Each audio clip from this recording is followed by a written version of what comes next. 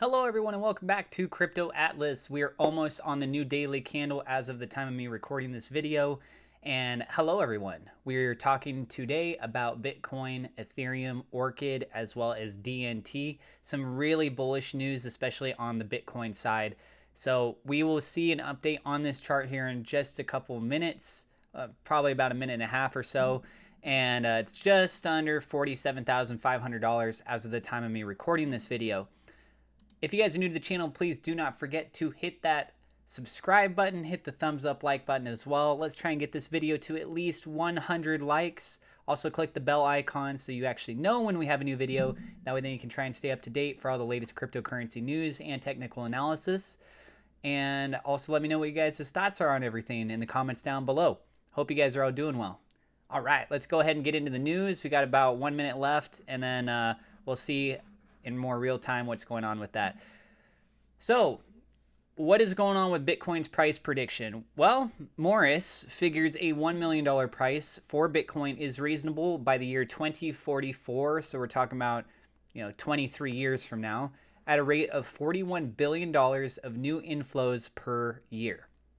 Bitcoin will hit the $1 million mark by 2036 if consumer price inflation averages 2.5%, or by 2032 if inflation averages 5%. That's just 11 years from now, representing a 20-fold gain from current price levels.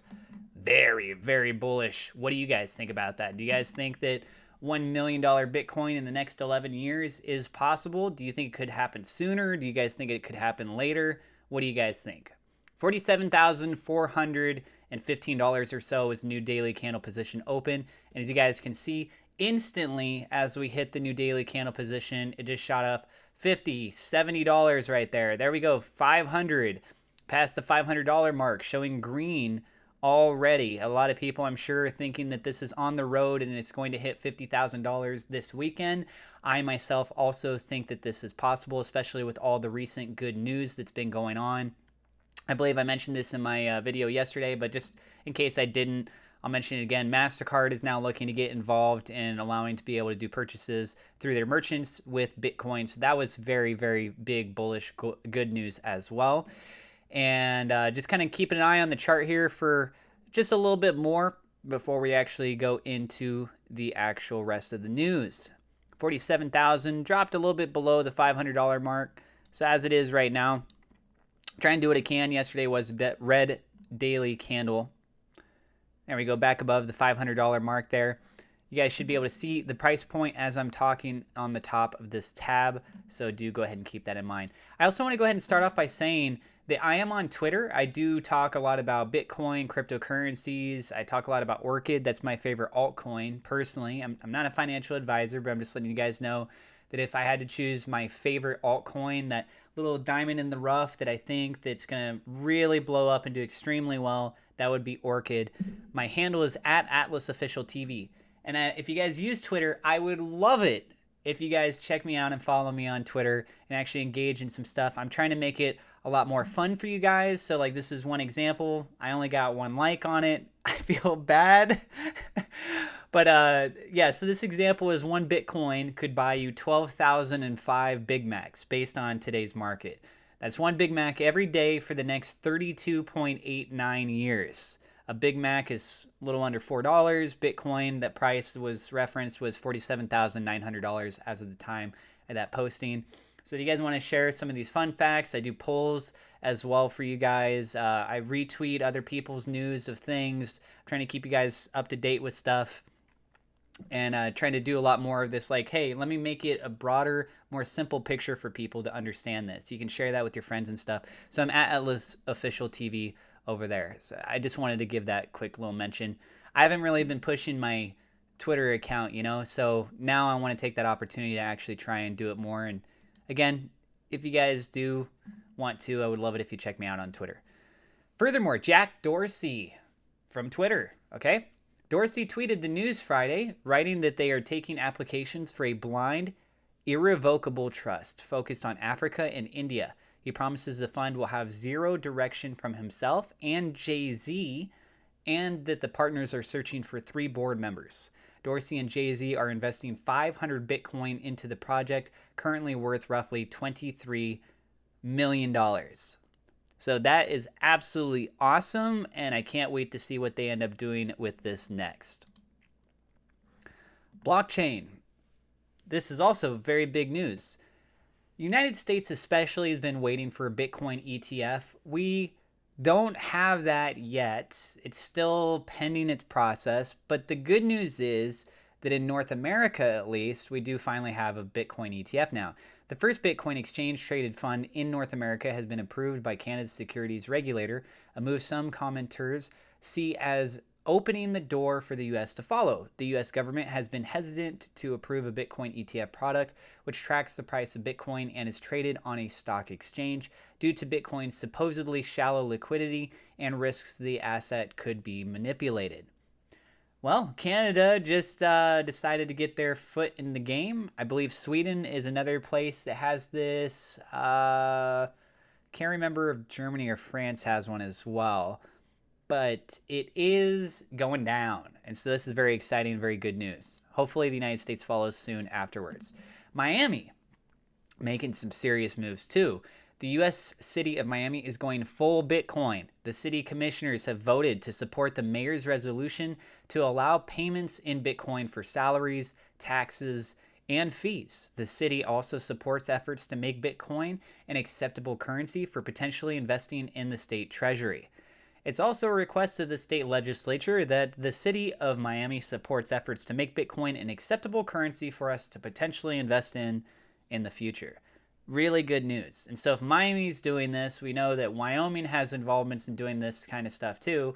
The guy that's wanting to run for mayor of New York is talking about trying to do things with Bitcoin if he becomes mayor of New York City. So, slowly we're coming together. It's like cities, and then you're going to be looking more statewide, and then you're going to be looking more countrywide, and then next thing you know, the whole world, right? Bitcoin, it's going to the moon. Get rid of these pop-ups. Sorry about that, guys. Now we're going to go ahead and go into the charts. So I'm trying to keep these videos a lot more direct and to the point, give you guys that sweet bit of news and then the technical analysis, and let you be able to get on your guys' way. Also, it helps out because when I render these videos, if they're, process these videos, then they're a lot shorter. I can actually be able to get them up on the channel much quicker. So looking at Bitcoin on the daily, yesterday we had a peak that went up to $48,900 or so, almost to $49,000, really close, setting another all-time high once again. And then it pulled back down and ended up retracing all the way down. I mean, this is a huge drop. Went down to 46,337, but then came back up and closed out the day at 47,390. So we're talking about a big discrepancy there on a daily candle position. However, if you actually take a look at the volume was actually less than what we've been seeing from previous days. The last time that we saw a low-level drop down like this, comparatively, was realistically right around February 7th, and then we were followed up with a big explosive push up. So volume does shift, right? We have days that are high volume, days that are low volume. A lot of people are saying on social media that they feel that Bitcoin is going to hit $50,000 this weekend. And seeing that the volume is declining, we should have that switch take place where it actually starts to move its way back up, right? And so if it moves its way back up, question is what direction is going to be in. And that's where we're going to kind of look at things right now. So on the new daily candle position, it is holding up in the green so far, but we do have a couple milestones that we need to try and pass up above. And one of which is, I actually have a hard time kind of seeing this now. So I just went up in there a little bit. So I would be looking at realistically a low level of resistance taking place at $48,714. We did have that bounce off on February 11th. We passed through it briefly on February 12th. So I'd be looking around that point for a first major zone to try and break through. If we can get above $49,000, then I would say we can get very close to $50,000. A lot of people, especially because the exchanges have discrepancies on the price point just a little bit, right? What could very well end up happening with that is right before it hits $50,000 on one exchange, it'll look like it hit $50,000, or people are trying to take profits before it drops too much. And so they're going to put their sell orders in just below $50,000. So Bitcoin may never actually tap it just because everyone's trying to get that profit when it comes crashing down before they reinvest back in to have it go further back up, right? It would be amazing and very funny if we just smash right through $50,000. But so far, looking at the trends, and I've been watching this stuff a lot, it's very, very likely that we're going to see people selling off right at the $50,000 mark. We're in like an overbought kind of territory, suggestively. And, you know, there's going to be people that do regular trading that are going to say, hey, a lot of other people are expected to do this as well. And this is where we look at for trends. Now, if it decides that it wants to go down, right now we have a bounce that took place yesterday that was around $46,325. I'd be looking at some support right there. Further level drop down below around $44,000. And then if we did a substantial drop, we're talking about very big. This candle could pull all the way down to the 21 EMA. That'd be at $40,400 or so. 40,342. Basically, 40,000 is where that 21 EMA is. So the RSI, yeah, it's suggesting that it's in overbought territory, but we're in a bull run, right? So, and we're also in like the price discovery range. I mean, the only thing we have to reference off of as of this exact moment is technically 3 different days, and those were wicks, more or less, except for the daily candle closure on February 11th. And we just had a lot more bullish good news. So the only thing that I would say that's really negative at the moment is still the uncertainty of what the SEC is going to be saying with things, with either the Bitcoin ETF or with Janet Yellen, and she wants to do more regulations on this. Maybe something with tax season coming up. I really doubt anything that's going to be bad with that. And I mean, there's not a whole lot that's really potentially going to jeopardize something like this.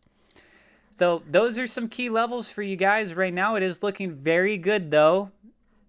We're so close to the $50,000 mark. I think a lot of people want to prop it up because they want to help achieve that goal. Now let's go ahead and take a look at the next coin, Ethereum. Going to go through these pretty quick. So Ethereum closure daily yesterday, all-time high, around 1,867 was its peak. And then a daily candle was around 1,845. Already seeing it starting to climb back up once again. We're on that road towards $2,000.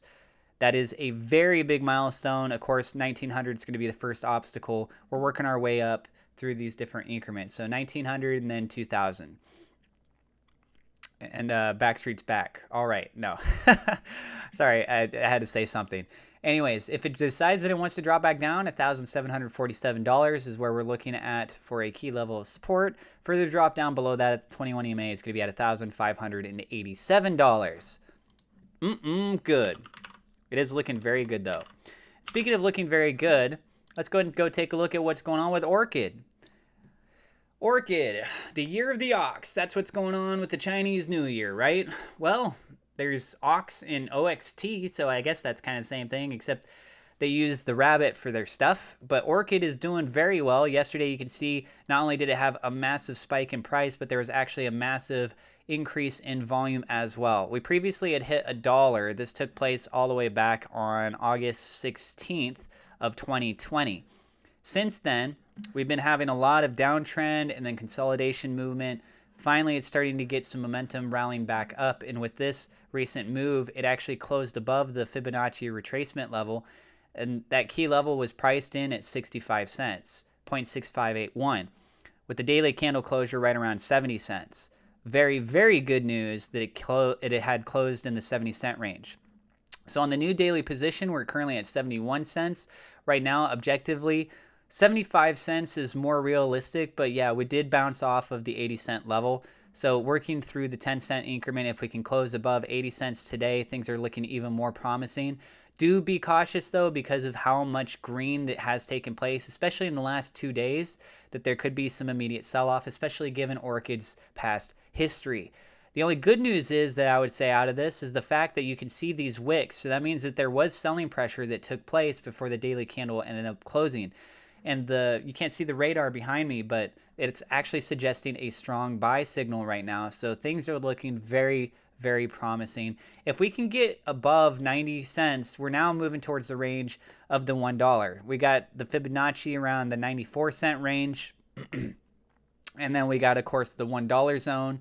And then I would say we're looking at a little bit over $1.20 as being the next big milestone, putting that stake in the ground and saying, like, look, we can go into the further dollar ranges. This isn't a cent game anymore, right? 10 cents, 20 cents. We're not playing that game anymore. Now we're doing $1, $2, all the way up towards $10. Those are going to be the new objective milestone goals. So this is at $1.22. And if Orchid decides that it wants to go back down, we do need to be realistic and say that there is a high probability of that for the daily candle at least. So if it decides it wants to go down, we have some potential support at 65 cents or 0.6552 and a significant decline. There's actually a bit of consolidation that's essentially all around the same area here.